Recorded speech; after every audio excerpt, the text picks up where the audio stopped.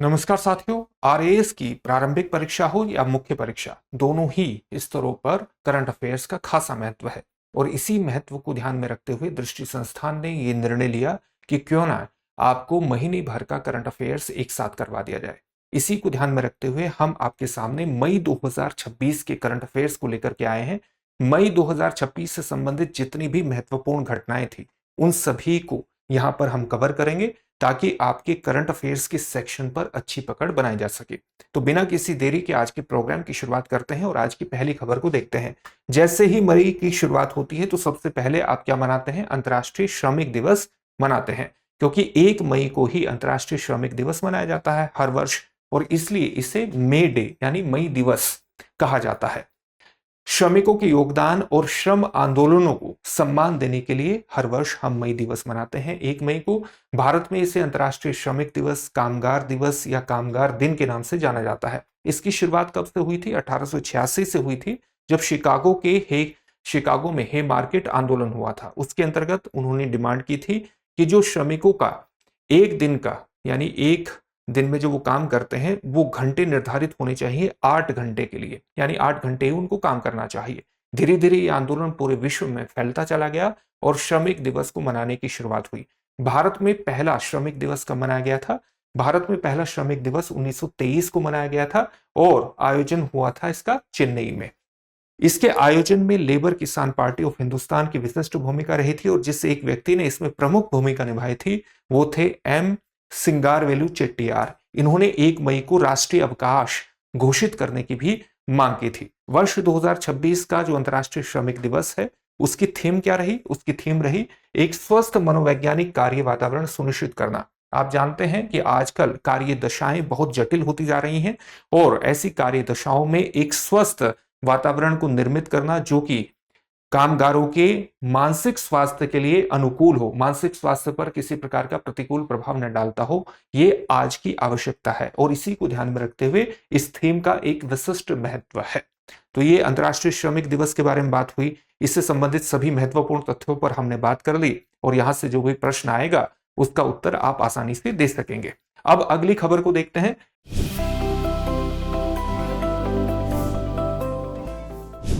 लेकिन अगली खबर पर बात करने से पहले इस बात को ध्यान में रखिए कि दृष्टि संस्थान की जो मैगजीन आती है करंट अफेयर्स टुडे, वो न केवल राष्ट्रीय संदर्भ में विशेष रूप से महत्वपूर्ण है, राष्ट्रीय संदर्भ की अलग अलग खबरों को कवर करती है, अंतर्राष्ट्रीय संदर्भ की खबरों को कवर करती है, बल्कि अलग अलग स्टेट को ध्यान में रखते हुए भी हम करंट अफेयर्स टुडे मैगजीन निकालते हैं।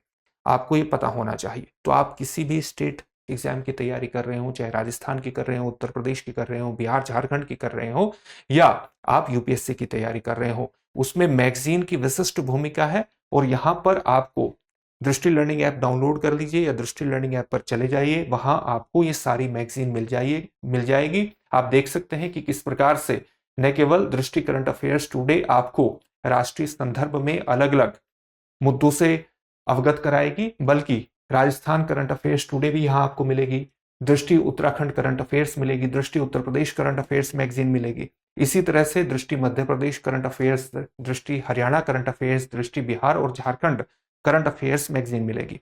आप अपनी सुविधा अनुकूल करंट अफेयर्स टुडे मैगजीन से जुड़िए और सफलता की दिशा में आगे बढ़ जाइए, क्योंकि ये आपकी सभी जो हाल फिलहाल की घटना है उस पर पकड़ बनाने में आपकी निश्चित रूप से मदद करेगी।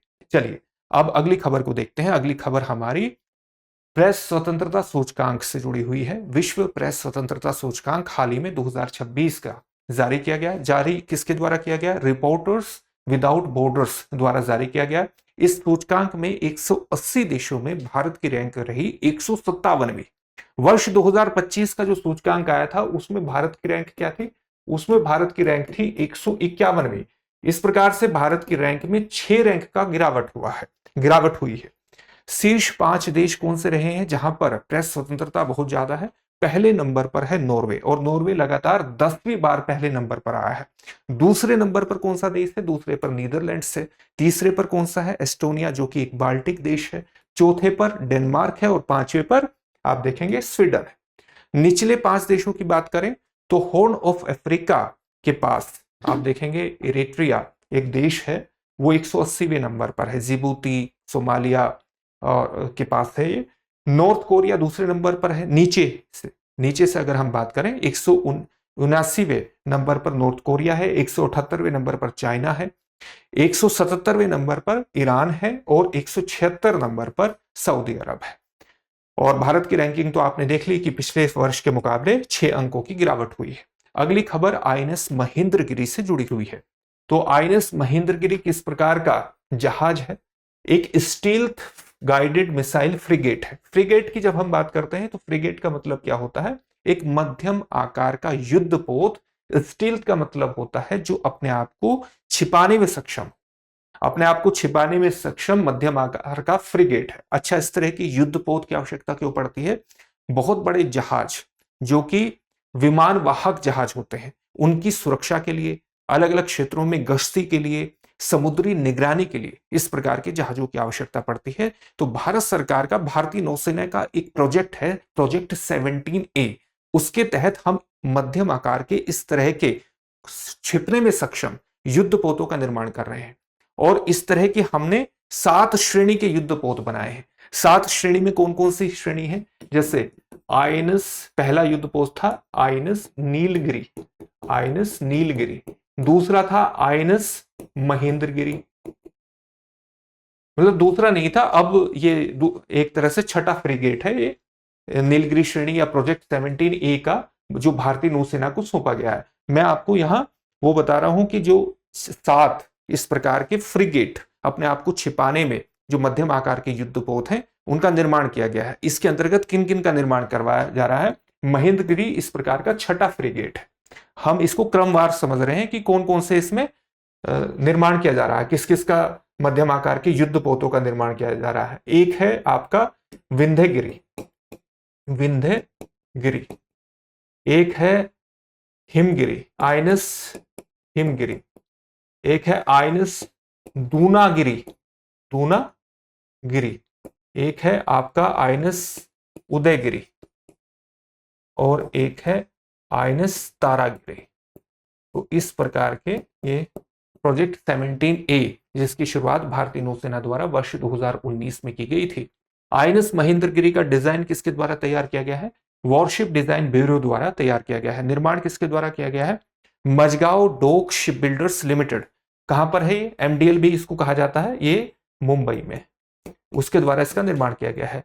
और आत्मनिर्भर भारत और मेक इन इंडिया पहल का एक उत्कृष्ट उदाहरण है, क्योंकि आप देखेंगे कि ये भारत के द्वारा ही निर्मित है, स्वदेशी रूप से निर्मित है। इसकी निर्माण एजेंसियां मजगांव डोक शिप बिल्डर्स लिमिटेड मुंबई और garden reach ship builders and engineers, ये कहां पर है? ये कोलकाता में। ये भी आपसे पूछा जा सकता है, ये कहां पर है? मजगांव डोक शिप बिल्डर्स लिमिटेड मुंबई में है और garden reach ship builders and engineers Kolkata में। पहला जहाज जो कि इस परियोजना के अंतर्गत निर्मित किया गया था, आईएनएस नीलगिरी था। और ये छठा फ्रिगेट है जो कि इसके अंतर्गत आईएनएस महेंद्रगिरी, जो भारतीय नौसेना को सौंपा गया है। चलिए अगली खबर को देखते हैं। रितिका श्री लगातार चर्चा में रही है। क्यों चर्चा में रही है? क्योंकि भारत की पहली ट्रांसजेंडर क्रिकेट अंपायर है जो तमिलनाडु से संबंध रखती हैं। तमिलनाडु क्रिकेट एसोसिएशन ने जो अंपायरिंग की परीक्षा हुई थी, उसमें एक अन्य श्रेणी को शामिल किया और अन्य लैंगिक श्रेणी को शामिल करने से इनकी भागीदारी सुनिश्चित हुई। इनके अंपायरिंग करियर की शुरुआत वर्ष 2021 में हुई थी, जब जिला स्तरीय प्रतियोगिताओं में इन्होंने अंपायरिंग करनी शुरू की।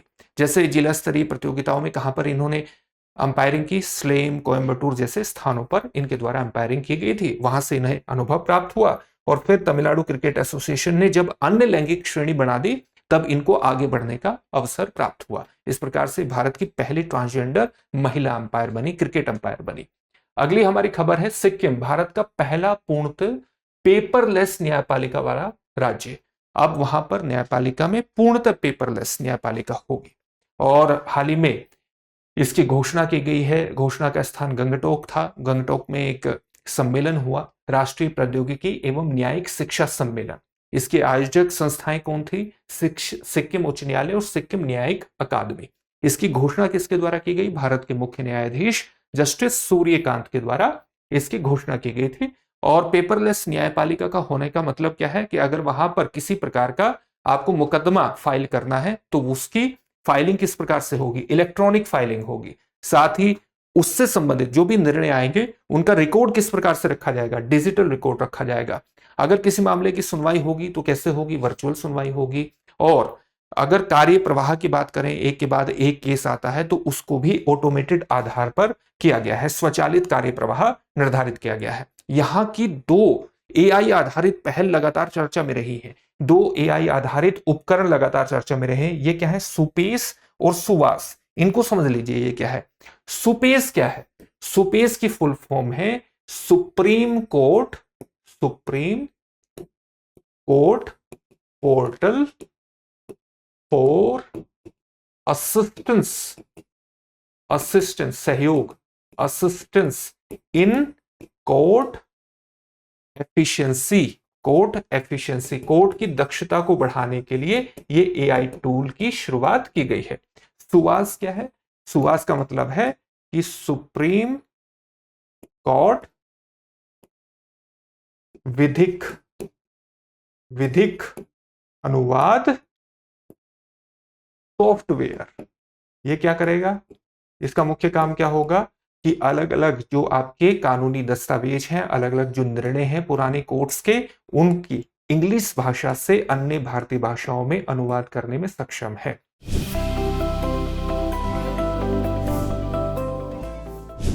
इससे कोर्ट की कार्रवाइयों में पारदर्शिता आएगी और तेजी आएगी। चलिए अगली खबर को देखते हैं। अगली खबर है सबसे बड़ा अंडर वाटर राष्ट्रीय ध्वज। तो सबसे बड़ा अंडर वाटर राष्ट्रीय ध्वज कहां पर फहराया गया, आप देखेंगे कि अंडमान एवं निकोबार द्वीप समूह में यहां स्वराज द्वीप है, स्वराज द्वीप जिसे पहले हेवलॉक द्वीप कहते थे, अंडमान एवं निकोबार द्वीप समूह में इस ध्वज का आकार है 60 मीटर इंटू 40 मीटर, इसके आसपास है। ये गिनीज वर्ल्ड रिकॉर्ड दर्ज किया है किसमें, इसका इसमें किस प्रकार से कि वहां पर अंडर वाटर इतने बड़े ध्वज, इतने बड़े ध्वज को फहराया गया है, अंडर वाटर राष्ट्रीय ध्वज को फहराया गया है और इसने गिनीज वर्ल्ड रिकॉर्ड बनाया है। इसका नेतृत्व किसके द्वारा किया गया, लेफ्टिनेंट गवर्नर एडमिरल सेवानिवृत्त जो है डीके जोशी। और इसमें भागीदार कौन रहे हैं, भारतीय नौसेना भागीदार रही है, तटरक्षक बल रहे हैं, स्थानीय पुलिस भागीदार रही है और गोताखोर विशेषज्ञ भी इसमें भागीदार रहे हैं। मुख्य उद्देश्य क्या है, साहसिक पर्यटन को बढ़ावा देना, एडवेंचर पर्यटन को बढ़ावा देना, समुद्री पर्यटन को बढ़ावा देना। और आप ये भी जानते हैं कि भारत का एक मिशन है, एक विजन है, SAGAR vision, security and growth for all in the region, security for growth and security and growth for all in the region, जिसके तहत भारत हिंद महासागर में स्थित अलग अलग द्वीपीय देशों के साथ अपने आर्थिक और सुरक्षात्मक संबंधों का विस्तार कर रहा है। तो इस पहल को उसके अंतर्गत भी देखा जा रहा है। भविष्य की क्या योजना है, पानी के नीचे सबसे ऊंचा मानव पिरामिड बनाने का प्रयास भविष्य की योजना है। इसका विशेष महत्व राष्ट्रीय गौरव, एकता और समुद्री जैव विविधता के प्रदर्शन के अंतर्गत भी देखा जा रहा है। सबसे बड़े अंडर वाटर राष्ट्रीय ध्वज जिसने एक गिनीज वर्ल्ड रिकॉर्ड बनाया है। भारत के सबसे बड़े निजी रूप से निर्मित पृथ्वी अवलोकन उपग्रह का सफल प्रक्षेपण किया गया है।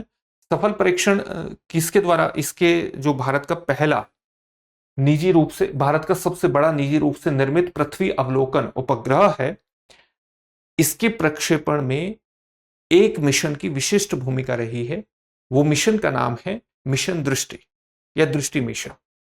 और ये किसके द्वारा तैयार किया गया है, ये तैयार किया गया है गैलेक्स आई स्पेस के द्वारा। भारत का जो सबसे बड़ा निजी रूप से निर्मित पृथ्वी अवलोकन उपग्रह है, ये तैयार किया गया है, निर्मित किया गया है गैलेक्स आई स्पेस, जो कि एक स्पेस टेक स्टार्टअप है, उसके द्वारा तैयार किया गया है। और मिशन दृष्टि के तहत इसका सफल प्रक्षेपण हुआ है स्पेस एक्स के फाल्कन 9 रॉकेट के माध्यम से। प्रक्षेपण कब हुआ, 3 मई 2026 से हुआ। और स्पेस जो गैलेक्सी आई स्पेस है उसका मुख्यालय है बेंगलुरु में। कहां से इसको प्रक्षेपित किया गया है, Vandenberg space force base California America से इसको प्रक्षेपित किया गया है। 190 किलोग्राम का ये उपग्रह है और इसकी विशेष तकनीक क्या है, ऑप्टोस्टार। इसका मतलब क्या है, इसका मतलब है इसमें सिंथेटिक अपर्चर रडार और इलेक्ट्रो ऑप्टिकल सेंसर का इस्तेमाल किया गया है। ये सेंसर दोनों एक साथ इस्तेमाल किए गए। इससे क्या संभव हो सकेगा, इससे ये संभव हो सकेगा कि चाहे किसी भी तरह का मौसम हो, रात दिन हो या बादल वाला खराब मौसम हो, उस खराब मौसम में भी हाई रेजोल्यूशन के जो चित्र हैं ये लेने में सक्षम हो, हाई रेजोल्यूशन के चित्र लेने में सक्षम होगा। रेजोल्यूशन कितना है इसका?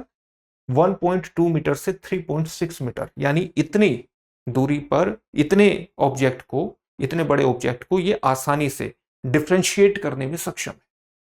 कॉन्स्टेलेशन लक्ष्य क्या है इसका, इस पूरे मिशन का? 2029 तक 8 से 12 उपग्रह लॉन्च करने हैं और उनका सामूहिक रूप से उपयोग करना है। ठीक है, चलिए अगली खबर को देखते हैं। अगली खबर है प्रसून जोशी की नियुक्ति। तो प्रसून जोशी को प्रसार भारती के नए अध्यक्ष के रूप में नियुक्त किया गया है। पहले सीबीएफसी यानी central board of film certification के अध्यक्ष थे वर्ष 2017 से। प्रसार भारती का गठन कब हुआ था? प्रसार भारती अधिनियम 1990 के माध्यम से 1997 में इसने काम करना शुरू किया। वैसे इसका प्रसार भारती अधिनियम 1990 के माध्यम से प्रसार भारती का गठन हुआ, लेकिन क्रियान्वयन कब हुआ इसका? 1997 में हुआ। प्रसार भारती के दो प्रमुख घटक कौन से हैं? डीडी, आप जानते हैं, दूरदर्शन और आकाशवाणी, इसके प्रमुख घटक हैं। प्रकृति कैसी है इसकी? स्वायत्त निकाय के रूप में काम करता है और सूचना एवं प्रसारण मंत्रालय के अंतर्गत यह आता है। चलिए अगली खबर देखते हैं। कैच द रेन, ये एक अभियान है। अभियान किसके द्वारा शुरू किया गया है? दिल्ली सरकार के द्वारा अभियान शुरू किया गया है। मुख्य उद्देश्य है वर्षा जल का संचयन करना और ग्राउंड वाटर रिचार्ज करना, भूजल पुनर्भरण करना। और इसके लिए एक आधिकारिक मैस्कोट भी जारी किया गया है, शुभंकर भी जारी किया गया है, और शुभंकर है नीरा। इसके अंतर्गत दिल्ली जल बोर्ड अगर कोई इस प्रकार की संरचना को निर्मित करना चाहता है जो कि रेन वाटर को संचयित करना, जिसका उसको वर्षा जल का संचयन जिसको करना है, तो उसके अंतर्गत दिल्ली जल बोर्ड 50,000 रुपए तक की वित्तीय सहायता भी प्रदान करेगा पात्र व्यक्ति को। सहायता देने वाली संस्था कौन सी होगी? दिल्ली जल बोर्ड होगी। संबंधित केंद्रीय मंत्रालय है जल शक्ति मंत्रालय। इसकी टैगलाइन क्या होगी? Catch the rain where it falls when it falls. जब भी एक तरह से बरसात हो और जहां भी हो, आपको वर्षा जल संचयन पर ध्यान देना चाहिए। फोकस क्षेत्र है जल संरक्षण, वर्षा जल संग्रहण और सतत जल प्रबंधन। चलिए अगली खबर है भारत कंबोडिया सैन्य अभ्यास से, और सैन्य अभ्यास का नाम क्या है? सिनबेक्स सेकंड 2026। सेकंड से आपको पता चल गया होगा कि सिनबेक्स का ये द्वितीय संस्करण है, दूसरा संस्करण है, और भारत कंबोडिया के बीच जो द्विपक्षीय सैन्य अभ्यास का ये एक द्विपक्षीय सैन्य अभ्यास है सिनबेक्स द्वितीय। इसका दूसरा संस्करण हुआ मई 2026 में। कहां पर हुआ? कंबोडिया के कंपोंग स्पो प्रांत में इसका एक तरह से आयोजन स्थल था। भारतीय सेना और रॉयल कंबोडियन आर्मी के बीच यह अभ्यास हुआ और भारतीय सेना के 120 कर्मियों ने इसमें भाग लिया। मुख्य रेजिमेंट कौन सी थी? मराठा लाइट इन्फेंट्री थी। फोकस क्षेत्र क्या था? आतंकवाद विरोधी अभियान इसका फोकस क्षेत्र था। यूएन के किस फ्रेमवर्क के तहत इस प्रकार के अभ्यास आयोजित किए जाते हैं? तो जो यूएन अध्याय 7 है, यूएन ढांचे का, यूएन फ्रेमवर्क का जो अध्याय 7 है, उसके तहत इस तरह के अभ्यास आयोजित होते हैं। मुख्य उद्देश्य क्या रहता है? इंटरऑपरेबिलिटी बढ़ाना, अंतर संचालनीयता बढ़ाना दो सेनाओं के बीच, ताकि उनके बीच समन्वय बढ़ सके और परिचालन तालमेल वो बढ़ा देती है। ऑपरेशनल जो कोऑर्डिनेशन है दो सेनाओं के बीच, उसको भी बढ़ाने में मदद करती है और दो सेनाओं के बीच आपसी संबंध भी इससे मजबूत होते हैं। अगली हमारी खबर जो है वो सर्वोच्च न्यायालय में न्यायाधीशों की संख्या बढ़ाने के निर्णय से जुड़ी हुई है। अच्छा, सर्वोच्च न्यायालय में न्यायाधीशों की जो संख्या बढ़ाई जाती है वो एक कानून के माध्यम से, कानून में संशोधन करके बढ़ाई जाती है। वो कानून क्या है? सर्वोच्च न्यायालय जजों की संख्या कानून 19 एक्ट अधिनियम 1956, उसमें संशोधन करना पड़ता है केंद्र सरकार को। और अंतिम बड़ा संशोधन वर्ष 2019 में हुआ था, जब सर्वोच्च न्यायालय में न्यायाधीशों की संख्या 31 थी मुख्य न्यायाधीश को छोड़ करके, और उनकी संख्या 34 की गई थी। अब 34 से बढ़ा करके 37 की गई है मुख्य न्यायाधीश को छोड़ करके। अगर मुख्य न्यायाधीश को मिला देंगे तो अब 38, आप कहेंगे कि 38 संख्या की गई है। अच्छा, ये संख्या बढ़ाना बहुत जरूरी है, क्योंकि आप देखेंगे कि वर्ष 2026 तक 80,000 से अधिक मामले सर्वोच्च न्यायालय में लंबित है। तो संख्या बढ़ाना एक तरीका है कि आप लंबित मामलों पर त्वरित गति से काम करें, उनको निपटाएं। भारत का न्यायाधीश जनसंख्या अनुपात बेहद कम है। आप देखेंगे कि 10 लाख की जनसंख्या पर भारत में न्यायाधीशों की संख्या देखें नीचे से ऊपर मिलाकर के तो केवल 21 है। तो इस अनुपात को सुधारना बेहद जरूरी है। अगर हम लंबित मामलों को, पूरे भारत में तो करोड़ों मामले लंबित हैं, उन लंबित मामलों से निपटना चाहते हैं तो ये अनुपात सुधारना बहुत जरूरी है। तभी त्वरित न्याय लोगों को मिल सकेगा और लंबित मामलों में कमी आएगी। कपास उत्पादकता मिशन को भी स्वीकृति प्रदान कर दी है, और स्वीकृति प्रदान कर दी है केंद्र सरकार के जो cabinet committee of on economic affairs. तो इस मिशन को वर्ष 2030-31 तक चलाया जाएगा, वर्ष 2026, और कपास उत्पादन को बढ़ाने की कोशिश की जाएगी, विशेष रूप से जो एक्स्ट्रा लॉन्ग स्टेपल कॉटन होते हैं, जिसकी जो लंबाई होती है, जिस रेशे की जो लंबाई होती है वो 30 मिलीमीटर से ज्यादा होती है, उसको हम एक्स्ट्रा लॉन्ग स्टेपल कॉटन, इस पर ये फोकस रहेगा। उत्पादकता वृद्धि में कोशिश की जाएगी और भारत को कपास उत्पादन में आत्मनिर्भर बनाया जाएगा। इसके लिए खर्च कितना है? 5,659.22 करोड़ रुपए का खर्च तय किया गया है। क्रियान्वयन अवधि 2026 से 2030-31 तक रहने वाली है। अनुसंधान संस्था इसमें Indian council of agricultural research रहने वाली है। और इस बात पर भी ध्यान दिया जाएगा कि कपास उत्पादन में जो सबसे मुख्य समस्या आती है वो आती है एक कीट के कारण, गुलाबी बोलवर्म जिसे कहते हैं, पिंक बोलवर्म, गुलाबी सुंडे। तो इस पर भी नियंत्रण स्थापित करना है। भारत में जो कपास उत्पादकता है उसको लगभग 450-500 किलोग्राम लिंट पर हेक्टेयर से बढ़ाकर के 755 लिंट पर हेक्टेयर करना है। इस बात को भी ध्यान, 755 किलोग्राम लिंट पर हेक्टेयर। मुख्य फोकस किस पर रहने वाला है? कपास की गुणवत्ता पर, उसके मशीनीकरण पर, खेती के कपास से जुड़ी हुई पूरी प्रक्रिया में मशीनीकरण को किस प्रकार से बढ़ाना है, सटीक कृषि और निर्यात प्रतिस्पर्धात्मकता को बढ़ाना है, अपनी उत्पादकता को बढ़ाना है और निर्यात प्रतिस्पर्धात्मकता को बढ़ाना है। इसलिए एक्स्ट्रा लॉन्ग स्टेपल कॉटन पर विशेष रूप से जोर दिया जाएगा। दृष्टिकोण यह है कि क्लस्टर आधारित हमें विकास करना है और साथ ही वैश्विक वस्त्र मूल्य श्रृंखला में भारत की स्थिति को मजबूत करना है। बैडमिंटन वर्ल्ड फेडरेशन थॉमस एवं ओबर कप 2026। थॉमस और ओबर कप किसके द्वारा आयोजित किए जाते हैं? बैडमिंटन वर्ल्ड फेडरेशन के द्वारा आयोजित किए जाते हैं। थॉमस कप पुरुष टीम बैडमिंटन चैंपियनशिप है और ओबर कप क्या है? महिला टीम बैडमिंटन चैंपियनशिप है। हर 2 वर्ष में ये आयोजित होते हैं, द्विवार्षिक है। थॉमस कप 2026 34वां संस्करण था और ओबर कप 2026 31वां संस्करण था। आयोजन कब हुआ? 24 अप्रैल से 3 मई 2026 के दौरान, और आयोजन स्थल था फोरम हॉर्सेंस, डेनमार्क इसका आयोजन स्थल था। ओबर कप विजेता कौन रहा? दक्षिण कोरिया। दक्षिण कोरिया ने चीन को हराया। और थॉमस कप विजेता कौन रहा? चीन रहा। चीन ने फ्रांस को हराया। दक्षिण कोरिया ओबर कप का खिताब तीसरी बार जीतने में सफल रहा। 2010, 2022 में पहले जीता था, अब 2026 में जीत लिया। और चीन ने थॉमस कप कौन सी बार जीता है? 12वीं बार जीता है। चलिए आगे बढ़ते हैं। भारत का पहला बैरियरलेस टोल सिस्टम। बैरियरलेस टोल सिस्टम का सीधा सा मतलब है कि ना तो आपको टोल संरचना दिखेगी, नहीं आपको वहां पर रुकने की आवश्यकता पड़ेगी। बैरियरलेस होगा, अपने आप आपका टोल कट जाएगा। कैसे कटेगा? कि आप या तो ऐसी जगहों पर ऐसे कैमरे लगेंगे जो कि आपकी नंबर प्लेट को पहचान लेंगे और उसका सिस्टम जुड़ा होगा फास्टैग से। तो जैसे ही आपका नंबर पहचान लिया और उसका एकीकरण, इंटीग्रेशन हुआ है फास्टैग से, तो स्वतः नंबर को पहचान करके आपके खाते से पैसे कट जाएंगे। और इसका जो सफल पहला टोल हमने बनाया है, पहला बैरियरलेस टोल सिस्टम खड़ा किया है, वो NH48 सूरत से भरूच खंड पर इस तरह का हमने multi lane free flow barrierless toll system अपनाया है। ये गुजरात में पड़ता है। मुख्य तकनीक ऑटोमेटिक नंबर प्लेट रिकग्निशन है, जो कि स्वतः नंबर प्लेट को पहचान लेगी और फास्टैग से उसको इंटीग्रेट कर दिया जाएगा, तो भुगतान उसका सुनिश्चित हो जाएगा। मुख्य उद्देश्य भीड़भाड़ कम करना, निर्बाध बिना किसी बाधा के यातायात चलाना, संचालित करना। प्रमुख लाभ क्या होगा? समय बचत होगी, लोगों को रुकने की जरूरत नहीं पड़ेगी, ईंधन की भी बचत होगी और कम उत्सर्जन रहेगा। कार्यान्वयन एजेंसी की बात करें तो इसके कार्यान्वयन एजेंसी, इंप्लीमेंटेशन एजेंसी कौन सी है? National highway authority of India, NHAI। विशेषज्ञता यही है कि बिना टोल बूथ और बिना भौतिक अवरोध की स्वचालित टोल संग्रहण प्रणाली है। चलिए आगे बढ़ते हैं और आगे हमारी जो खबर है वो है पुलित्जर पुरस्कार 2026 से संबंधित।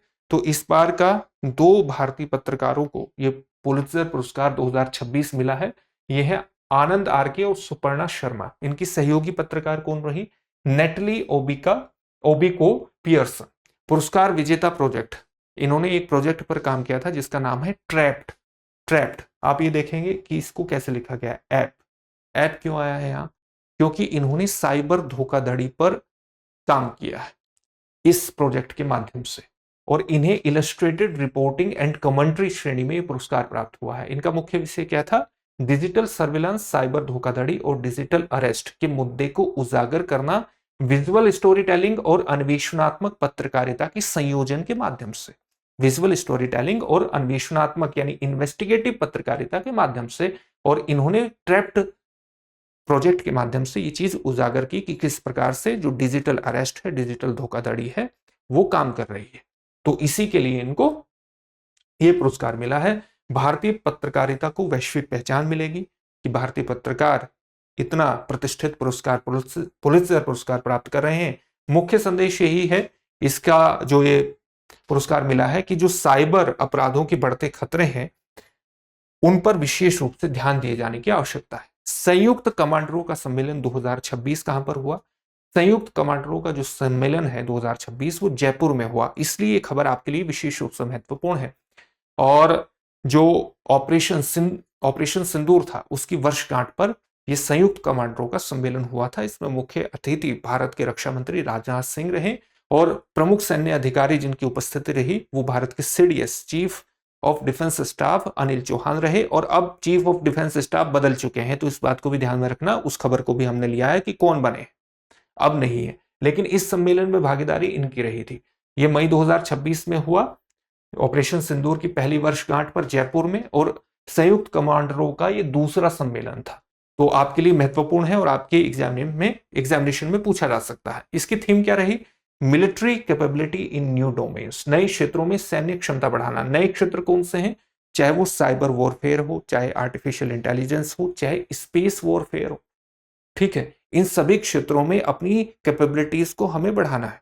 स्पेस वॉरफेयर हो, साइबर वॉरफेयर हो, या कॉग्निटिव वॉरफेयर हो, संज्ञानात्मक वॉरफेयर हो, ये नए उभरते हुए क्षेत्र हैं। तो इनमें भारत की कैपेबिलिटी को किस प्रकार से बढ़ाना है? उभरती हुई तकनीकी कौन सी हैं? आर्टिफिशियल इंटेलिजेंस और मानव रहित प्रणालियां हैं। तो इनमें भारत को किस तरह से आगे बढ़ना है? मुख्य उद्देश्य स्वदेशीकरण करना, यानी जो हमारे रक्षा उपकरण हैं उनका स्वदेशीकरण करना, मॉडर्नाइजेशन करना है और स्वदेशीकरण करना है, उनका इंडिजिनाइजेशन करना है। नागरिक सैन्य संलयन, यानी जो सिविलियन और जो मिलिट्री उपकरण है, या जो सिविलियन फैसिलिटीज हैं और जो मिलिट्री फैसिलिटीज हैं, उनको किस तरह से इन्फ्यूज करना है कि बेहतर क्षमता के साथ हम अपनी पूरी कैपेबिलिटीज के साथ फंक्शन कर सकें। रक्षा क्षेत्र में आत्मनिर्भरता को बढ़ाना भी इसका उद्देश्य है। सौरभ कोठारी की ऐतिहासिक जीत कहां पर हुई है? International billiards and snooker federation से जुड़ी हुई विश्व बिलियर्ड्स चैंपियनशिप में सौरभ कोठारी ने ये वर्ष 2026 की प्रतियोगिता जीती है और हराया है पंकज आडवाणी को। आयोजन कहां पर हुआ है? आयरलैंड के कार्लो में यह आयोजन हुआ है। लगातार इन्होंने दूसरी बार विश्व बिलियर्ड्स का यह खिताब जीता है और समर्पित किया अपने दिवंगत पिता को, मनोज कोठारी को। और मनोज कोठारी भी पूर्व विश्व बिलियर्ड्स चैंपियन रहे थे। स्थापना कब हुई थी इस IBSF की? 1971 में हुई थी, लेकिन नाम अलग था। नाम था world billiards and snooker control council था। नाम परिवर्तन हुआ 1973 में। आप ये जानते हैं कि जो IBSF है ये इंटरनेशनल ओलंपिक कमेटी द्वारा मान्यता प्राप्त है, और संबंधित खेल कौन से हैं इससे जुड़े हुए खेल हैं स्नूकर और इंग्लिश बिलियर्ड्स। शशि शेखर वेम्पति की नियुक्ति किस पद पर हुई है? CBFC के अध्यक्ष बनाए गए हैं, जो अभी प्रसून जोशी थे। प्रसून जोशी किसके अध्यक्ष बनाए गए? प्रसार भारती के। और CBFC का पद खाली हो गया, तो central board of film certification के पद पर अब शशि शेखर वेम्पति को नियुक्त किया गया है। 3 वर्ष का कार्यकाल होगा, और प्रसून जोशी के ये उत्तराधिकारी है। पूर्व पद इनका क्या था? प्रसार भारती के ये CEO थे।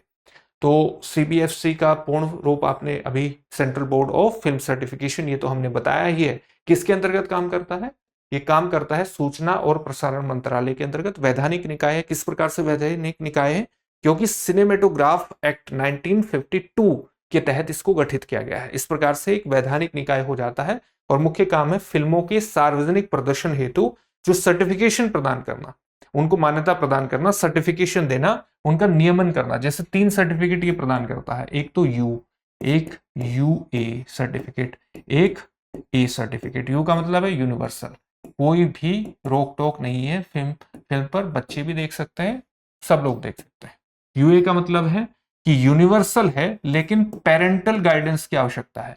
जो 12 वर्ष से कम का कोई भी बच्चा है उसको पेरेंटल गाइडेंस की आवश्यकता होगी। ए का मतलब है अडल्ट। अडल्ट का सीधा सा मतलब है कि इसको 18 वर्ष से अधिक की उम्र वाले जो बच्चे हैं, तो 18 वर्ष या उससे अधिक की उम्र के जो व्यक्ति हैं, जो वयस्क हैं, वो इसको देख सकते हैं। विश्व प्रवासन रिपोर्ट 2026, भारत वैश्विक विप्रेषण रेमिटेंस प्राप्ति में शीर्ष पर। तो हाल ही में एक रिपोर्ट आई है, विश्व प्रवासन रिपोर्ट 2026, जो इंटरनेशनल ऑर्गेनाइजेशन फॉर माइग्रेशन के द्वारा जारी की गई है। इसमें बताया गया है कि भारत रेमिटेंस प्राप्त करने वाला, यानी बाहर के देशों से धन प्राप्त करने वाले, रेमिटेंस प्राप्त करने वाले देशों में शीर्ष पर है। इस रिपोर्ट में बताया गया है। तो भारत का अगर इसमें रिकॉर्ड वर्ष 2020 और वर्ष 2024 के बीच आप कंपैरिजन करेंगे तो वर्ष 2020 में भारत का जो रेमिटेंस था, बाहर से जो भारत के नागरिक बाहर रह रहे हैं और वो अपने घर वालों के खर्चों के लिए या किसी अन्य काम के लिए पैसे भेजते हैं, उसे हम रेमिटेंस कहते हैं, विप्रेषण कहते हैं, विप्रेषित धन कहते हैं। उसमें भारत को आप अगर देखेंगे तो वर्ष 2020 में भारत का टोटल रेमिटेंस 83.15 बिलियन डॉलर था और वर्ष 2024 में बढ़कर के ये हो गया 137.67 बिलियन डॉलर। तो बड़ी आप देख सकते हैं बहुत तेजी से ये अमाउंट भारत का बढ़ता जा रहा है। और एक ऐसा देश जिससे सबसे ज्यादा धन बाहर गया है तो वो है संयुक्त राज्य अमेरिका, 100 बिलियन डॉलर से भी ज्यादा वर्ष 2024 में। प्रवासी समुदाय भारत का बहुत बड़ा है, डायस्पोरा बहुत बड़ा है भारत का, 3 करोड़ से अधिक का डायस्पोरा भारत का है। विश्व के 5 शीर्ष प्राप्तकर्ता रेमिटेंस के मामले में कौन से देश हैं? पहले नंबर पर है भारत, दूसरे नंबर पर है मेक्सिको, तीसरे नंबर पर है फिलीपींस, चौथे नंबर पर है फ्रांस और 5वें नंबर पर है पाकिस्तान। ठीक है, मुख्य कारण क्या है भारत को इतना रेमिटेंस प्राप्त होता है? विशाल प्रवासी समुदाय है। भारत का जो प्रवासी समुदाय है वो काफी कुशल भी है, कुशल क्षेत्रों में वो लगा हुआ है और इसलिए मजबूत, उसका आर्थिक स्थिति मजबूत है और वो घर पर ज्यादा अमाउंट में पैसे भेजने में सक्षम है। मजबूत आर्थिक संबंध है अपने परिवार वालों से और डिजिटल ट्रांसफर प्रणाली जैसे स्विफ्ट प्रणाली, जो इंटरनेशनल भुगतान प्रणाली है स्विफ्ट, उसका प्रयोग करके आप घर पर धन भेज सकते हैं। महत्व यही है कि भारत को विदेशी मुद्रा भंडार प्राप्त होता है, लाखों परिवारों को आर्थिक सहायता इससे प्राप्त होती है। पहला इंटरनेशनल बिग कैट अलायंस शिखर सम्मेलन कहां पर आयोजित होगा? भारत में आयोजित होगा। कब आयोजित होगा? जून 2026 में। मेजबान देश भारत। कहां पर? नई दिल्ली में ये आयोजित होने वाला है। और आप जानते हैं कि इंटरनेशनल बिग कैट अलायंस की शुरुआत कब हुई थी? वर्ष 2023 में हुई थी। प्रोजेक्ट टाइगर की 50वीं वर्षगांठ पर इसकी शुरुआत की गई थी। इसमें हमने बड़ी बिल्ली की 7 प्रजातियों को संरक्षित करने का लक्ष्य रखा है। ये 7 प्रजातियां कौन सी हैं? ये प्रजातियां हैं आपका शेर, चीता, तेंदुआ, हिम तेंदुआ, जगुआर, आपका प्यूमा और बाघ। ये 7 प्रजातियां हैं। आप जानते हैं कि इन प्रजातियों की किसी भी पारिस्थितिकी तंत्र को, उसके संतुलन को बनाए रखने में एक विशिष्ट भूमिका है। तो इसलिए इनको संरक्षित करना बहुत जरूरी है अगर हम अपने पारिस्थितिकी तंत्र में एक संतुलन बनाए रखना चाहते हैं, और इसलिए भारत ने ये शुरू किया था। मुख्य उद्देश्य है वैश्विक संरक्षण सहयोग को एस्टेब्लिश करना, मजबूत बनाना। रेंज देश, संरक्षण संगठन और विशेषज्ञ इसके मुख्य घटक है। रेंज देश कौन से देश हैं? जहां पर इन 7 प्रजातियों में से कोई ना कोई प्रजाति पाई जाती है, प्राकृतिक रूप से पाई जाती है, वे रेंज देशों में आएंगे। अलग अलग विश्व के जो संरक्षण संगठन है वो भी इससे जुड़े हुए हैं और जो विशेषज्ञ देश हैं वो भी इसमें भागीदार बने हुए हैं। फोकस किन चीजों पर है कि अलग अलग देशों की कैपेसिटी बिल्डिंग की जाए इनके संरक्षण के अंतर्गत। जहां पर फंडिंग की आवश्यकता है फंड दिया जाए, अनुसंधान की आवश्यकता है वहां पर अनुसंधान रिसर्च किया जाए और संरक्षण साझेदारी को एस्टेब्लिश किया जाए। महत्व यही है कि हमें बिग कैट कि जो 7 प्रजातियां हैं उनके आवास में ही उनका संरक्षण करना है, उनके आवास को लगातार मेंटेन करना है, उसके ह्रास को रोकना है। अगला है हमारा पीएम मित्र पार्क। हाल ही में प्रधानमंत्री ने वारंगल यानी तेलंगाना में पीएम मित्र पार्क का उद्घाटन किया। ये किस प्रकार की सुविधा है? प्लग एंड प्ले औद्योगिक अवसंरचना से संबंधित सुविधा है। इसका मतलब क्या होता है? इसका मतलब है कि कोई भी कंपनी है उसको आकर के किसी क्षेत्र में जमीन खरीदने और वहां पर भवन निर्माण की आवश्यकता नहीं है। जमीन वहां पर ऑलरेडी है, वहां पर बेसिक सुविधाएं फैसिलिटीज हैं, भवन भी है। आपको क्या करना है? वहां मशीनें लानी है और उत्पादन शुरू कर देना है। इस तरह की अवसंरचना को, इंफ्रास्ट्रक्चर को हम प्लग एंड प्ले औद्योगिक इंफ्रास्ट्रक्चर कहते हैं। तो उसी तरह का पार्क ये एस्टेब्लिश किया गया है। इसका क्षेत्र कितना है? 1327 एकड़ है और निवेश कितना होगा? निवेश इसमें किया गया है 1695.54 करोड़ रुपए का निवेश यहां पर किया जाएगा। इसके अलावा अगर आप इसके विजन को देखें तो 5F विजन है। फार्म से पीएम मित्र वस्तुतः भारत को वैश्विक टेक्सटाइल का पावर हाउस बनाने का लक्ष्य रखता है और इसके अंतर्गत विजन है 5F का, फार्म, और फार्म से जो फाइबर आप उत्पन्न कर रहे हैं उसको फैक्ट्री तक पहुंचाना, इस तरह के टेक्सटाइल को निर्मित करना जो वैश्विक फैशन की नेतृत्व, एक तरह से एक नए फैशन को गढ़े, उसमें इस तरह से इनोवेशन करना है आपको और उस तरह के आपको कपड़े को निर्मित करना है और फिर उसका निर्यात करना है, विदेश में भेजना है। तो इससे निर्यात को भी बढ़ावा मिलेगा, निर्यात वृद्धि होगी, लगातार निवेश को बढ़ावा मिलेगा, हम रोजगार भी क्रिएट कर सकते हैं और क्षेत्रीय औद्योगिक विकास भी होगा। आप इस पहल को मेक इन इंडिया और विकसित भारत 2047 से भी जोड़ सकते हैं। अगली हमारी जो खबर है, अभी हमने बताया था कि चीफ ऑफ डिफेंस स्टाफ नए बने हैं। अनिल चौहान की जगह कौन बने हैं? लेफ्टिनेंट जनरल NS राजा सुब्रमणी, तो इनको बनाया गया है chief of defence staff. CDS का पद जो सृजित हुआ था वर्ष 2019 में हुआ था और भारत के पहले सीडीएस कौन थे? बिपिन रावत, जनरल बिपिन रावत। और आप जानते हैं कि जो सीडीएस पद के गठन की बात थी वो कारगिल समीक्षा समिति के अंतर्गत की गई थी, उसी के आधार पर 2019 में गठन किया था। 1985 में NS राजा सुब्रमण्य का कमीशन हुआ था। गढ़वाल राइफल्स 8वीं बटालियन से जुड़े हुए हैं। महत्वपूर्ण पद, इन्होंने कई महत्वपूर्ण पद हासिल किए हैं, जैसे थल सेना की उप प्रमुख भी रहे हैं। जम्मू कश्मीर, पूर्वोत्तर भारत, रणनीतिक और थिएटर कमांड ऑपरेशन में इनका अनुभव, व्यापक अनुभव रहा है। और सीडीएस की भूमिका की बात करें तो भारत सरकार का प्रधान सैन्य सलाहकार होता है, चीफ ऑफ स्टाफ कमेटी का स्थायी अध्यक्ष होता है और जो डिपार्टमेंट ऑफ मिलिट्री अफेयर्स है उसका सचिव भी सीडीएस ही होता है। चलिए, नवीकरणीय ऊर्जा क्षमता में भारत ने वैश्विक उपलब्धि हासिल की है।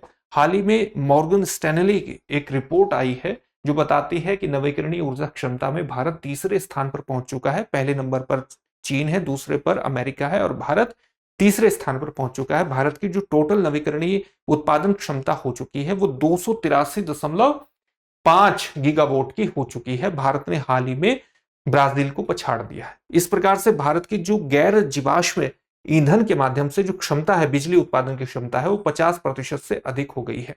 वर्ष 2025-26 में भारत ने रिकॉर्ड वार्षिक वृद्धि की है 55.3 गीगावाट की। भारत का लक्ष्य 2030 तक ये था कि हमें गैर जीवाश्म ईंधनों से 50% बिजली हासिल करनी है।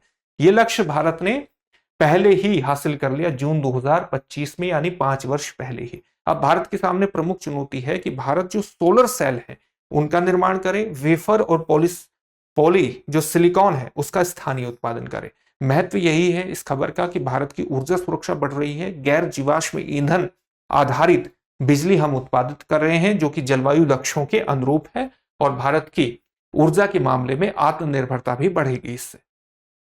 काल भैरव क्या है? काल भैरव है भारत का पहला आर्टिफिशियल इंटेलिजेंस संचालित स्वायत्त लड़ाकू विमान है काल भैरव। आर्टिफिशियल इंटेलिजेंस संचालित क्या है? स्वायत्त लड़ाकू विमान है। विकासकर्ता कौन है इसके? Flying wedge defence and aerospace है। निर्माण स्थल कहां पर इसका निर्माण किया जाएगा? इसका निर्माण होगा पुर्तगाल में। पुर्तगाल में इसका निर्माण होगा और निर्माण करने वाली जो साझेदार कंपनी है वो है स्केच पिक्सल। Sketch pixel. मुख्य विशेषताएं क्या होंगी? काल भैरव आर्टिफिशियल इंटेलिजेंस के माध्यम से अपने लक्ष्यों को पहचानेगा, अपने कहां पर टारगेट करना है आर्टिफिशियल इंटेलिजेंस का प्रयोग करेगा। साथ ही आजकल आपने देखा होगा कि जो झुंड में जो ड्रोन हमले किए जाते हैं वो झुंड में किए जाते हैं। तो इस काल भैरव से ये लड़ाकू विमान जो है ये स्वॉर्म कोऑर्डिनेशन में भी आपकी मदद करेगा। इसकी स्वॉर्म कोऑर्डिनेशन मुख्य इसकी विशेषता होगी और संचार इसका इंक्रिप्टेड होगा ताकि दुश्मन देश इसके संचार को पकड़ ना सके। किस प्रकार से ये ग्राउंड स्टेशन से अपने संचार को बनाए रखे हुए है उसको न पकड़ सके, इसके लिए इंक्रिप्टेड संचार होगा। रेंज कितनी होगी? लगभग 3000 किलोमीटर की रेंज होगी। उड़ान अवधि होगी 30 घंटे से अधिक की। महत्व यह है कि भारत की जो स्वायत्त युद्ध प्रणालियां हैं उसमें ये प्रमुख भूमिका निभाएगा। ये रक्षा नवाचार का भी उदाहरण है, डिफेंस इनोवेशन का भी उदाहरण है और वैश्विक रक्षा सहयोग को भी ये प्रदर्शित करता है, क्योंकि पुर्तगाल आप देखिए यूरोपीय कंट्री का इसमें सहयोग है। इसके अलावा संबंधित क्षेत्र जहां पर एक तरह से आप इसकी विशेषताओं को देख सकते हैं कि कृत्रिम बुद्धिमत्ता का प्रयोग करके अपने लक्ष्यों को पहचानेगा, उस तरह से अपने ये प्रौद्योगिकी को बेस्ड कर रहा है आर्टिफिशियल इंटेलिजेंस पर, अपनी एक तरह से आर्टिफिशियल इंटेलिजेंस का प्रयोग कर रहा है। तो ये प्रौद्योगिकी की दिशा में रक्षा उपकरणों के क्षेत्र में भारत की एक महत्वपूर्ण प्रगति है। कामी रीता शेरपा की ऐतिहासिक उपलब्धि। ये कामी रीता शेरपा कौन है? ये नेपाल की है, नेपाल के हैं, माफ कीजिए, नेपाल की है, उससे आपको लग रहा होगा ये वस्तुतः पुरुष है न कि महिला। तो राष्ट्रीयता इनकी नेपाल की है। इनको एवरेस्ट मैन भी कहा जाता है। रिकॉर्ड उपलब्धि 32वीं बार माउंट एवरेस्ट फतेह इन्होंने किया है। रिकॉर्ड वर्ष यानी मई 2026 में इन्होंने रिकॉर्ड बनाया है। पहली एवरेस्ट चढ़ाई इन्होंने 1994 में की थी। आयु इनकी कितनी है? 56 वर्ष इनकी आयु है। महिला रिकॉर्ड धारक कौन है जिन्होंने सबसे ज्यादा एवरेस्ट पर चढ़ाई की है? वो है लहाकपा शेरपा। 11 बार ये एवरेस्ट इन्होंने फतेह किया है। एवरेस्ट की ऊंचाई कितनी है? 8848.86 मीटर, 8848.86 मीटर यानी 29,032 फीट। कहां पर है? हिमालय में है, नेपाल चीन सीमा पर। तो प्रथम सफल आरोही जो माउंट एवरेस्ट पर चढ़े थे वो कौन थे? वो थे तेंजिंग नोर्गे और एडमंड हिलेरी। 1953 में ये चढ़े थे। महत्व यही है कि विश्व की सबसे ऊंची पर्वत चोटी और पर्वतारोहण का पर्वतारोहियों के लिए सबसे सर्वोच्च लक्ष्य यह होता है। FAO का एग्रीकोला पुरस्कार 2026 किसे मिला है? प्रधानमंत्री नरेंद्र मोदी को मिला है। और ये पुरस्कार कहां पर प्रदान किया गया? इटली की राजधानी रोम में ये प्रदान किया गया। किसने प्रदान किया? FAO यानी food and agriculture organisation. Food and agriculture organisation जो UN की एक विशिष्ट एजेंसी है जिसका गठन 1985 में हुआ था, माफ कीजिएगा, जिसका गठन 1945 में हुआ था। उसके महानिदेशक हैं डॉक्टर क्यू डोंग्यू। उनके द्वारा यह पुरस्कार एग्रीकोला पुरस्कार प्रदान किया गया है। क्यों प्रदान किया गया है? खाद्य सुरक्षा, सस्टेनेबल सतत कृषि और ग्रामीण विकास में नेतृत्व के कारण। ये पुरस्कार भारतीय किसानों को, भारतीय कृषि वैज्ञानिकों को प्रधानमंत्री ने समर्पित किया है। भारत ने कई पहले की हैं कृषि के क्षेत्र में, जैसे पर ड्रॉप मोर क्रॉप, पर ड्रॉप मोर क्रॉप पहल, जो कि पानी के संतुलित उपयोग को सुनिश्चित करने का लक्ष्य रखता है। सूक्ष्म सिंचाई पर भारत ने बल दिया है। AI आधारित कृषि को बढ़ावा दिया है। कृषि क्षेत्र में ड्रोन और रिमोट सेंसिंग का प्रयोग किया गया है। FAO का मुख्यालय कहां पर है? इटली में है। FAO की स्थापना 1945 में संयुक्त राष्ट्र की विशिष्ट एजेंसी है। सदस्य कितने हैं? 195 सदस्य हैं, 194 देश हैं और एक कौन है? यूरोपीय संघ है। FAO का उद्देश्य है खाद्य सुरक्षा, कृषि विकास और भुखमरी का उन्मूलन करना। कुंभलगढ़ किला क्यों लगातार चर्चा में है? क्योंकि कुंभलगढ़ किले की जो दीवार है वो अब दुनिया की दूसरी सबसे लंबी दीवार है चाइना की दीवार के बाद, इसलिए कुंभलगढ़ किला लगातार चर्चा में है। कहां पर है? राजस्थान के राजसमंद जिले में है, अरावली पर्वतमाला में स्थित है ये। और निर्माता इसके राणा कुंभा थे। 15वीं शताब्दी में उन्होंने कुंभलगढ़ किले का निर्माण करवाया था। इसके अलावा विश्व धरोहर दर्जा यूनेस्को ने कुंभलगढ़ किले को कब दिया? वर्ष 2013 में दिया था। यूनेस्को समूह राजस्थान के पहाड़ी किले, जो यूनेस्को समूह ने बहुत से किलों को मान्यता प्रदान की है, विश्व धरोहर स्थल के रूप में मान्यता प्रदान की है। और ये कुंभलगढ़ किला जो है वो पहाड़ी किले का प्रतिनिधित्व करता है, हिल फोर्ट्स का प्रतिनिधित्व करता है। इसकी जो दीवार है उसकी लंबाई 36 किलोमीटर है लगभग, और ग्रेट वॉल ऑफ चाइना के बाद विश्व की दूसरी लंबी दीवार के रूप में इसे मान्यता प्रदान की गई है। राजपूत सैन्य वास्तुकला और रक्षात्मक इंजीनियरिंग का उत्कृष्ट उदाहरण है। ऐतिहासिक इसका महत्व यही है कि मेवाड़ साम्राज्य का प्रमुख रक्षात्मक किला रहा है, रक्षात्मक गढ़ रहा है कुंभलगढ़ किला। अगली खबर है इंटरनेशनल बुकर प्राइज 2026 से संबंधित। इंटरनेशनल बुकर प्राइज 2026 किसे मिला है? लेखिका यांग शुआंग जी को मिला है। उनकी पुस्तक ताइवान ट्रेवलोग, जो कि मूल रूप से मंदारिन चीनी भाषा में लिखी गई है। इसके अनुवादक कौन है? लिन किंग इसके अनुवादक है। घोषणा कहां पर की गई है? टेट मॉडर्न लंदन में इसकी घोषणा की गई है। इंटरनेशनल बुकर प्राइज की पुरस्कार राशि 50,000 स्टर्लिंग पाउंड इनको प्राप्त होंगे। विशेष उपलब्धि क्या है? इंटरनेशनल बुकर जीतने वाली पहली मंदारिन चीनी पुस्तक है ये। पुरस्कार प्रारंभ कब से हुआ? इंटरनेशनल बुकर प्राइज है, इसका प्रारंभ हुआ था 2005 में मैन बुकर इंटरनेशनल प्राइज के रूप में। ये किस बुक को दिया जाता है? अंग्रेजी में अनुवादित उत्कृष्ट फिक्शन को ये सम्मानित करने वाला प्राइज है। ऐसा फिक्शन जो कि अंग्रेजी में अनुवादित हुआ हो। तो भारत से भी किसी को मिला है। वर्ष 2022 में गीतांजलि श्री को मिला था उनकी नॉवल टॉम्ब ऑफ सैंड के लिए। ठीक है, हिंदी में क्या नाम है इसका? रेत समाधि नाम है। भारतीय विजेता 2025 में भी रहे भानु मुश्ताक रही। भानु मुश्ताक के हार्ट लैम्प को, जो भानु मुश्ताक हैं उन्होंने एक पुस्तक लिखी थी हार्ट लैम्प, उनको भी ये वर्ष 2025 में पुरस्कार मिला था। मुख्य महत्व यही है कि अनुवादित साहित्य और वैश्विक सांस्कृतिक जो संवाद है उसको ये बढ़ावा देता है। चलिए अगला है केरल का समर्पित आर्टिफिशियल इंटेलिजेंस पोर्टफोलियो। केरल का समर्पित आर्टिफिशियल इंटेलिजेंस पोर्टफोलियो क्यों शुरू किया गया है केरल राज्य के द्वारा? ताकि राज्य में आर्टिफिशियल इंटेलिजेंस सपोर्टेड एक पूरे डिजिटल गवर्नेंस को बढ़ावा दिया जा सके। इसलिए उसने ये आर्टिफिशियल इंटेलिजेंस पोर्टफोलियो की शुरुआत की है, ताकि गवर्नेंस के अलग अलग क्षेत्रों में, चाहे वो शिक्षा हो, स्वास्थ्य हो, कृषि हो, उद्योग, वहां पर आर्टिफिशियल इंटेलिजेंस के उपयोग को बढ़ावा दिया जा सके। इसलिए इसकी शुरुआत की गई है केरल में। भारत का पहला समर्पित एआई पोर्टफोलियो है। वहां उद्योग और वाणिज्य विभाग, जिसका नेतृत्व पीके कुन्हाली कुट्टी के पास है, उनके द्वारा यह शुरू किया गया है। संबंधित विभाग आईटी, उद्योग और वाणिज्य और एआई है। मुख्य उद्देश्य क्या है? एआई आधारित शासन, नवाचार और अनुसंधान को बढ़ावा देना। फोकस क्षेत्र क्या होगा? नीति निर्माण, एआई एकीकरण और डिजिटल गवर्नेंस। प्रमुख क्षेत्र क्या है? स्वास्थ्य, शिक्षा, कृषि, उद्योग और सार्वजनिक प्रशासन, सभी में नवाचार करने की कोशिश करेगा। अलग अलग क्षेत्रों में डिजिटल गवर्नेंस को बढ़ावा देने की कोशिश करेगा। अलग अलग समस्याओं के नए समाधान खोजने की कोशिश करेगा। विशेष महत्व इसका यही है, भारत में एआई नीति और शासन के क्षेत्र में अग्रणी पहल केरल राज्य के द्वारा की गई है। डिजिटल परिवर्तन के अंतर्गत आप इसके लाभ को देख सकते हैं। इनोवेशन, निवेश और रोजगार सृजन को भी ये निश्चित रूप से बढ़ावा देगा। निवेश को बढ़ावा देगा और निवेश होगा तो रोजगार सृजन भी होगा। वायु अस्त्र प्रथम का सफल परीक्षण। प्रकार क्या है? वायु अस्त्र वस्तुतः है क्या? ये एक लॉइटरिंग म्यूनिशन है। और लॉइटरिंग म्यूनिशन का मतलब एक इस प्रकार का कामिकेजे ड्रोन है जो कि किसी भी ऑब्जेक्ट पर जब हमला करता है, इसको आत्मघाती ड्रोन भी कहते हैं। तो ऑब्जेक्ट पर हमला करता है और वॉरहेड लेकर के जाता है तो उसको नष्ट कर देता है पूरी तरह से। आत्मघाती ड्रोन के रूप में इसको परिभाषित किया जाता है, कामिकाजी ड्रोन के रूप में। स्वदेशी लॉइटरिंग म्यूनिशन है। विकासकर्ता कौन है? निबे लिमिटेड, पुणे। और परीक्षण कहां पर किया गया है? जैसलमेर, पोखरण फायरिंग रेंज में इसका परीक्षण किया गया है। इसकी वॉरहेड क्षमता है 10 किलोग्राम। सफल लक्ष्य दूरी है 100 किलोमीटर। प्रहार प्रकार क्या है? Anti personal strike. ठीक है।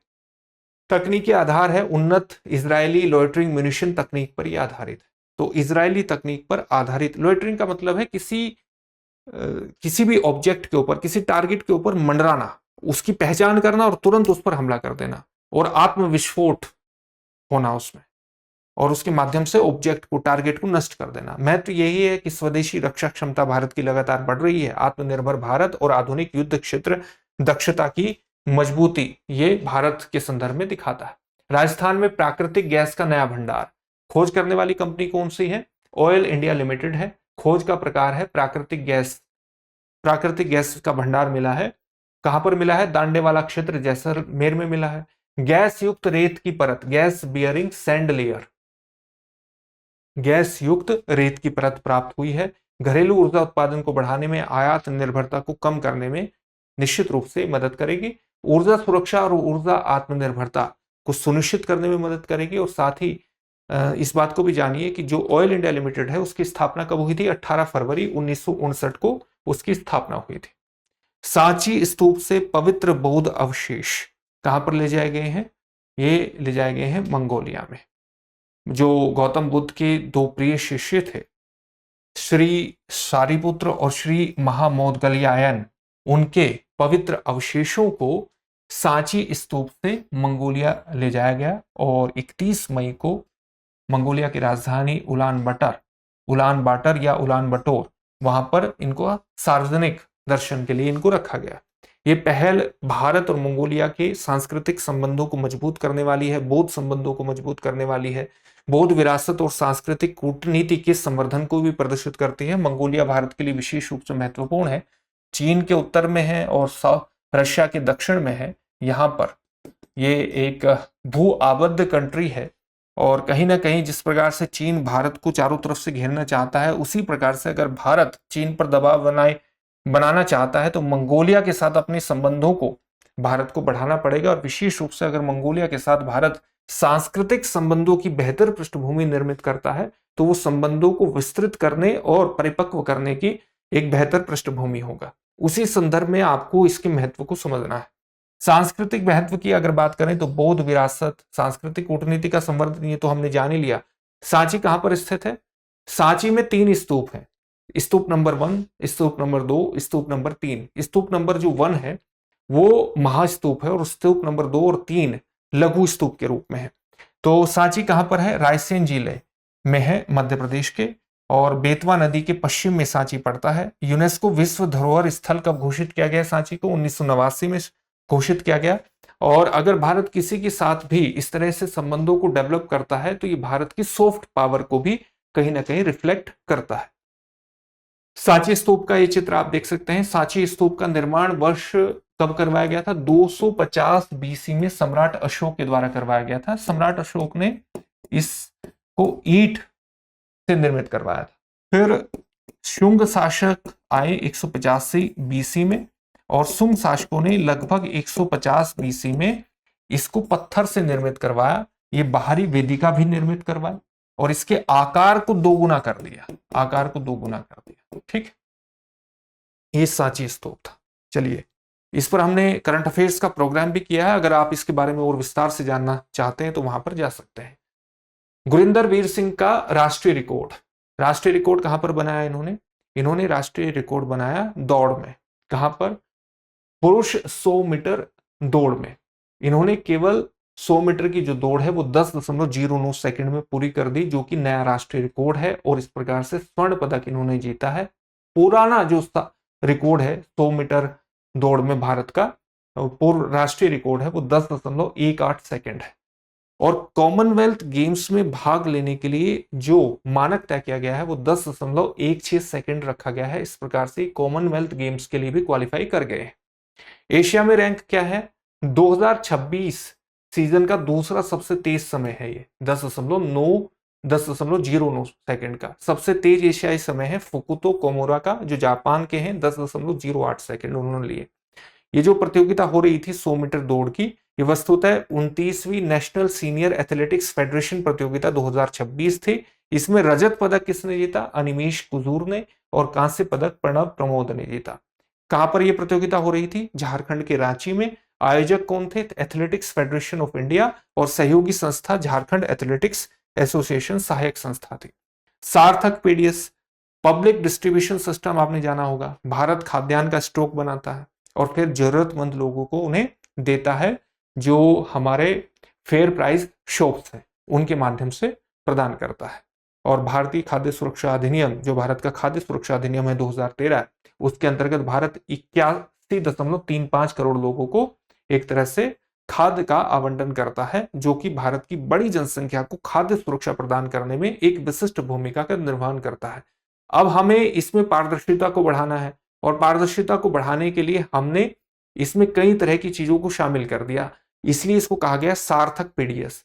स्कीम फॉर, सार्थक की फुल फॉर्म है scheme for assistance in ration transport handling income and handling income with automation in PDS. हम पीडीएस के ट्रांसपोर्ट में और हैंडलिंग में क्या करेंगे, ऑटोमेशन लेकर के आएंगे, और इससे अगर उसमें कहीं भी लीकेज होता है तो उस लीकेज को हटा देंगे ऑटोमेशन के माध्यम से।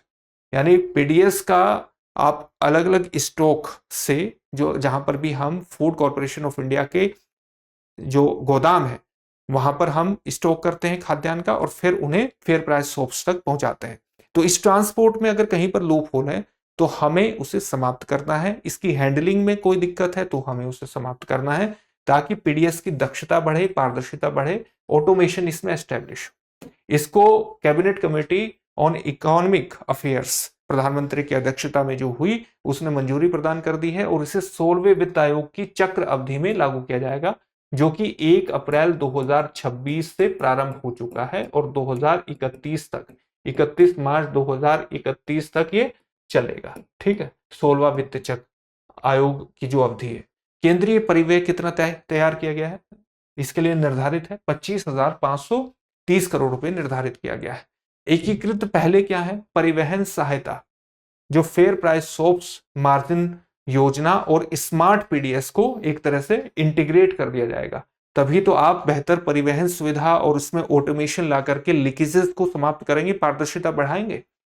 इसमें कई तरह की मॉड्यूल, एआई मॉड्यूल को शामिल किया जाएगा, जैसे निर्मल रियल टाइम लाभार्थी रजिस्ट्री करेगा, आशा शिकायत निवारण मंच है, सक्षम आपूर्ति श्रृंखला प्रबंधन और वाहनों की ट्रैकिंग करेगा। संबंधित अधिनियम, वो राष्ट्रीय खाद्य सुरक्षा अधिनियम आपने जान ही लिया। भारत में खाद्य सुरक्षा को बढ़ाने के अंतर्गत, डिजिटल गवर्नेंस के अंतर्गत, बेहतर सार्वजनिक वितरण प्रणाली के अंतर्गत ये इंपॉर्टेंस रखता है। अगली खबर है, सिक्किम भारत का 5वां पूर्ण साक्षर राज्य बना। शिक्षा मंत्रालय के अनुसार 95% या उससे अधिक की साक्षरता अगर कोई राज्य वयस्क साक्षरता हासिल कर लेता है तो वो पूर्ण साक्षर राज्य है। तो सिक्किम भारत का 5वां पूर्ण साक्षर राज्य बना है। इससे पहले, सिक्किम से पहले मिजोरम, त्रिपुरा और आपका हिमाचल प्रदेश और गोवा, मिजोरम, गोवा, त्रिपुरा और हिमाचल प्रदेश पूर्ण साक्षर राज्य घोषित हो चुके हैं। और केंद्र शासित प्रदेशों में आप देखेंगे लद्दाख और चंडीगढ़, ये पूर्ण साक्षर राज्य भारत के घोषित हो चुके हैं। इसमें जो नेशनल एजुकेशन पॉलिसी है, नेशनल एजुकेशन पॉलिसी एनईपी 2020, उसके तहत चलाया गया उल्लास कार्यक्रम की विशिष्ट भूमिका है। उल्लास का मतलब है understanding life long learning for all in society.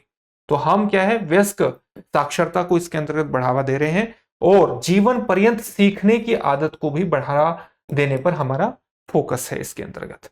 चलिए, जापान ने 20 वर्ष बाद भारतीय आमों के आयात पर प्रतिबंध लगाया। क्यों लगाया?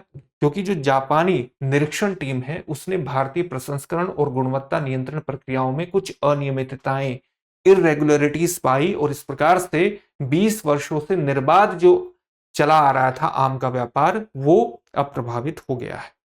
ठीक है, जापान ने निर्णय लिया है 2026 के सीजन के लिए भारत की कई आम किस्में इससे प्रभावित होंगी, जहां पर जापान में आप जानते हैं कि जापान में जो उपभोक्ता है वो काफी खर्च करने में सक्षम है, और जापान भारतीय आमों का बड़ा बाजार था। तो इससे कई किस्में प्रभावित होंगी आम की, जैसे अल्फांसो, केसर, लंगड़ा, बंगनपल्ली, इस तरह की किस्में प्रभावित होंगी। तो ये वर्ष 2026 का जो मई